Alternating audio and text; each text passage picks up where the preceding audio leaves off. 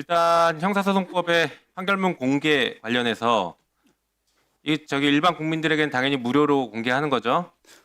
저희가 예, 네, 그건 안 저희도 나왔지만 그렇습니다. 일반 국민은 무료로 공개합니다. 그건 저희가 그렇게 알고 가겠습니다.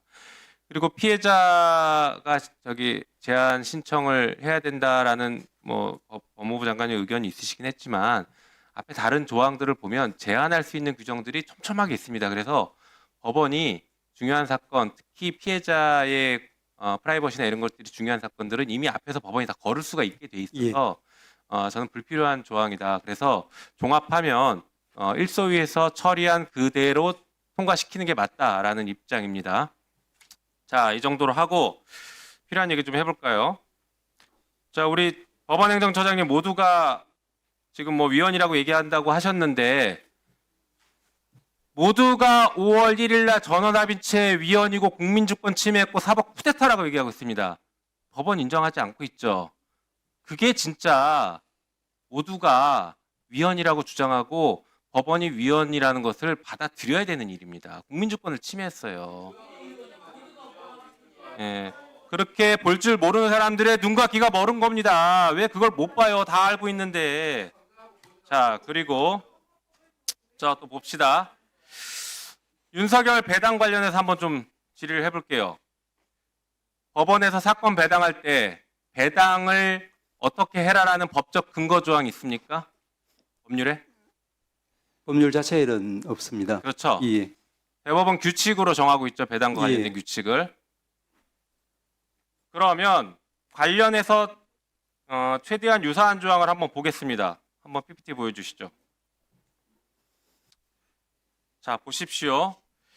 법원조직법 32조에 합의부 심판권이 있는데 저기 보면 1항에 형사사건은 저런 사건들을 합의부 심판으로 한다. 그래서 사형 무기 또는 단기 1년 이상의 징역. 내란 사건이 딱 여기 들어가죠. 예. 4호가 중요합니다. 3호의 사건과 동시에 심판할 공범사건. 관련 사건으로 보낸다라는 의미는 동시에 심판할이 중요합니다. 동시에 심판해야 됩니다. 그래야 관련 사건 병합해서 증거도 동일하고 증인도 2번 나올 거 1번 나오게 하고 하는 거 아닙니까? 그렇죠? 관련 사건이면은 위원님 너무 잘 아시겠지만 저희들이 실무에서는 넓게 해석을 하고 있습니다. 동시에 재판하는 것이 필요한 사건 면에 있어서 관련 사건 자체에 대한 규정은 형사소송법에 있어요. 하지만 제가 지금 배당과 관련해서 질문 드렸는데 배당에 대한 근거 규정 없다고 했지 않습니까? 자체에는 나오죠. 배당에 대한 근거 규정에 가장 가까울 수 있게 해석할 수 있는 게 이제 이거라고 제가 전제해서 말씀드리는 겁니다. 동시 심판할 게 매우 중요해요. 자, 그래서 보니까 다음 페이지 보여주시죠.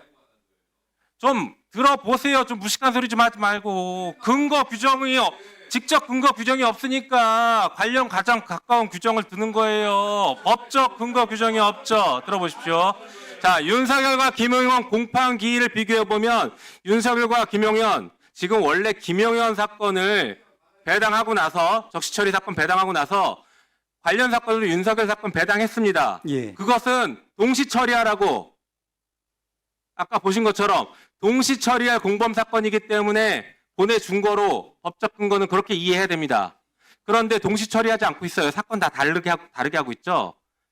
우리 여지껏 속았습니다.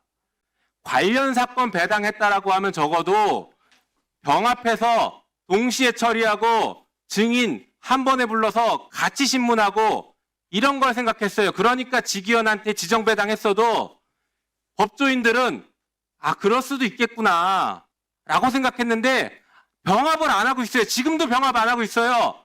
따로 재판하는데 왜 지기현한테 꽂아 죽냐. 지금 그걸 문제 제기하는 겁니다. 다음 페이지 보시죠. 보십시오. 전두환, 노태우, 내란 수괴, 내란 중요 임무 종사자 저 사람들은 병합 심리했어요. 나눠서 재판하지 않았다고요. 윤석열의 자리에 지금 전두환이 있었고 김용현 자리에 지금 노태우가 있었는데 병합해서 재판했습니다. 그리고 나서 전두환은 사형 1심에서 노태우는 22년 6월 징역 이렇게 선고합니다. 이렇게 할 줄 알았어요. 적어도. 그런데 지기현 지금 따로 재판하고 있습니다. 자, 그리고 적시처리 필요한 중요 사건 배당 규칙 보니까 이런 얘기가 있네요. 적시처리 사건 산정 기준으로 처리가 지연될 경우 불필요하게 사회 전체의 소모적인 논쟁을 불러일으키거나 사법 신뢰를 중대하게 훼손할 염려가 있는 사건.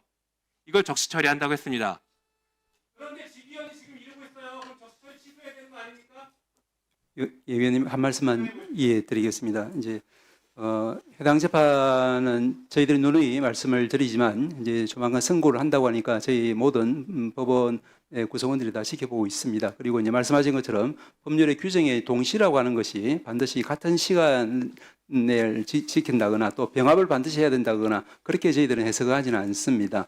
다만 이제 사안에 따라서 병합이 필요한 사건은 병합에서 할 수도 있고 그러지 않고 이제 병행 진행할 수도 있을 텐데 이 사건이 어느 쪽이 적합한 사안인가에 대해서는 그 부분은 뭐 개별 재판에 관한 사안이라서 제가 말씀드릴 사안은 아닌 것 네, 같습니다. 그렇게 하십시오. 조금 전에 행정처장이 뭐라고 하셨습니까? 위헌법률 심판 제청되면 재판이 신속하게 안 끝날 거라고 했죠. 지금 정확하게 모순된 답변을 하신 겁니다. 병합 심리를 했으면 재판 진작에 끝났어요. 병행 심리를 하니까 이 큰 두 사건을 각각 따로 재판, 직위원 재판부가 하나에서 각각 따로 재판하니까 재판이 이렇게 질질 늘어지는 겁니다. 똑같은 증인 두 번 불러서 증인 신문하고 있고 똑같은 증거 두 번씩 보고 있고 그래서 재판이 지금 지연되고 있는 거예요. 진작 끝났을 사건이. 법원 스스로가 지금 신속한 재판을 이렇게 다 망가뜨리고 사법 신뢰를 다 떨어뜨리고 있어요. 오히려 이거 지정배당 선정 취소해서 다시 재배당해야 되는데 이 정도면은 법원에서 자구책으로 재배당했어야 됩니다. 이게 말도 안 되게 왜 직위원한테 관련 사건 지정 콕 찍어서 그냥 꽂아줬습니까 진짜. 그랬으면 병합이라도 해야지 왜 병합 안 하고 따로 재판합니까? 여기에 대한 지금 문제 제기를 하는 겁니다. 이상입니다.